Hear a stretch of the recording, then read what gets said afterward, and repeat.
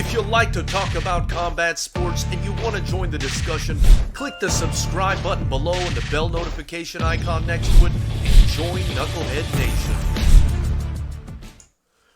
What's going on, Knuckleheads? This is George with Fighters Rep, and this is a new episode of just basically my thoughts on the boxing game. And the topic for tonight is Danny Garcia Next for Errol Spence. Bud gets boxed out. When I'm talking about Bud, I'm not talking about the wacky tobacco. I'm talking about Terrence Bud Crawford, the pound for pound number one or number two in the game right now, depending on who you ask. And the most legitimate threat to the throne of the now unified champ in Errol Spence Jr. And for several reasons that the boxing public will surely not agree with, he is not going to be fighting Errol Spence Jr. And I'm referring to Terrence Bud Crawford. It's going to be Errol Spence Jr., according to the boxing gods, Al Haymon. Errol Spence Jr. is going to be taking on Danny Swift Garcia next. And I wanted to say Danny Not So Swift Garcia because, if I'm being honest, the only person whose nickname doesn't fit him more than Danny Swift Garcia is Showtime Sean Porter. Showtime Sean Porter's nickname should be like the Smotherer or the Blanket or something like that. You know, he's not like flashy or anything, so I don't know why they would call him Showtime. Same reason I don't know why they call Danny Swift, because he's not very fast. He's just more powerful than he is fast. But anyway, that's besides the point. Danny Swift Garcia is going to get the next crack at Errol Spence Jr. And I don't see it. I don't see it. You know, I see it from a promotional angle. I definitely see it. But as far as that fight being the best, fighting the best, I don't really see it. Now, I will say Danny Garcia is a legit welterweight. But here's a guy in Danny Garcia who's lost 2 of his last 4 fights. Okay, he lost to Keith Thurman, who just got, you know, pretty handily beaten by a very old Manny Pacquiao. Not to say Manny Pacquiao isn't still dangerous, but Keith Thurman got beat by Manny Pacquiao. And it was, you know, a pretty clear win there. So Danny Garcia got beat by Keith Thurman, and he got beat by Sean Porter. The Keith Thurman fight was a split decision, but I thought it was pretty clear that Keith Thurman won that fight. And the Sean Porter fight was a unanimous decision, and I don't think that could be argued with either. You know, Danny Garcia put up a decent fight in both fights, but again, a guy who's lost 2 of his last 4 fights, and a guy who is coming off his most recent victory against an Adrian Granados, who, you know, is always a tough guy, but has a 20-7 record, and just hasn't shown the ability to get that marquee win. It just hasn't really happened for him. And so, you know, the problem with this fight is it calls into question the legitimacy of the sport. It hurts the sport. You know, there's just no way around it. I mean, this is 100% a promotional business decision that's being made here. And boxing fans, for the most part, will understand that. But will they accept it? Will they like it? No, they will not. No, they will not. And this fight hurts the sport, and that was reflected in the crowd's reaction when they had Danny Garcia walk in to that ring. When Danny Garcia walked into that ring after the fight yesterday, that crowd was booing the hell out of him.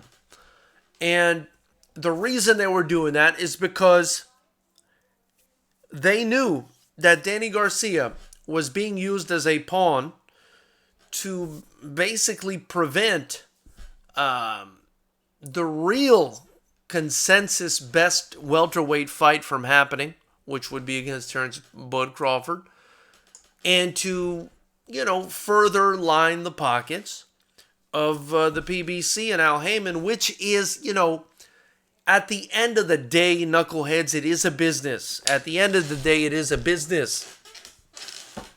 But this is where you go into that tricky gray area and you really start to toe the line of, well, is what's best for the business best for the sport? And do you always have to do what's best for the sport in order to do what's best for the business? In this situation, it's obviously not the case, right? The best thing for business for PBC is to have PBC welterweights fight other PBC welterweights and not allow Top Rank and Bob Arum and Terrence Bud Crawford, an outsider, to come in and snatch the cookies out of the cookie jar. That's what's happening here.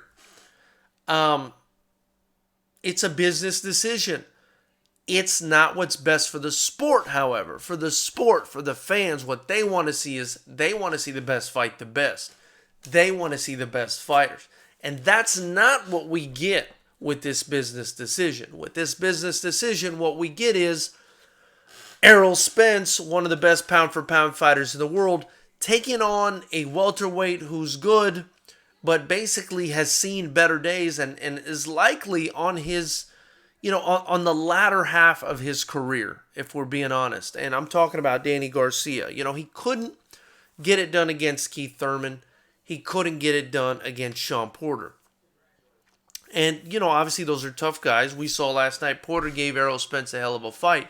But Errol Spence won that fight. Errol Spence won that fight. Now, there is an element, again, of styles make fights. It's an intriguing fight. It might be a fun fight, Danny Garcia versus Errol Spence. And who knows, maybe Garcia will actually give Errol Spence a good fight. But it's not the fight the boxing fans are clamoring for. It's not the fight that should be made for what's best for the sport. And that's why that fight hurts the sport. It hurts the sport because, once again, the desire, the want of the fans, of the paying public, is being overlooked for monetary gain, for selfish purposes. And that's not going to go over well with the boxing fans, and that harms casual fans as well, or the retention or the creation of casual fans, because I believe a lot of casual fans come from hardcore fans telling them about what's going on. And so, if they hear that kind of thing, they're just going to get put off. And, this happens so much in boxing. There's such a culture of this, promoters not working together, the best fights never being made, guys' records being padded and protected. It's happened so much in boxing that it's really damaged the sport. And even though the sport is still amazing and doing well and things seem to be going great right now in boxing, especially with the revitalization of the heavyweight division and the welterweight division being as great as it is. But how much further along could we all be? How much further along could the sport be if it wasn't this nonsense going on where it was, fights being made for money, right? As opposed to the good of the sport. Now, it's my opinion that a lot of the time when you do make fights for the good of the sport, even if they don't if they don't amount to as much money as the money fights, which are good for business, in the long run, I believe that those fights that are good for the sport end up actually being better for the business because it's an investment.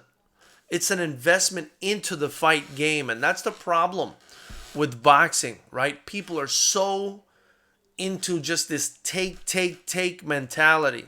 They just look at it as a business and they just take from the damn thing. And they don't give anything back to it. It's incredible.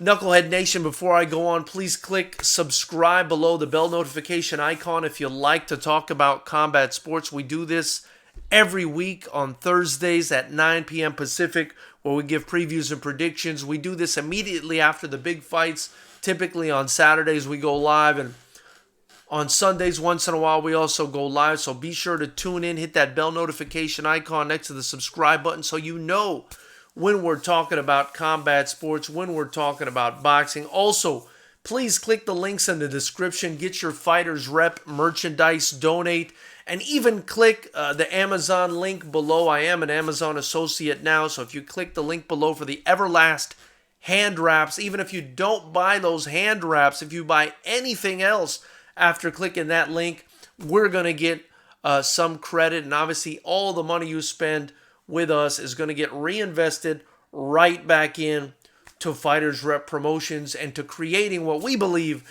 is going to be the greatest combat sport in the world. It's all stand and bang. There's no grappling.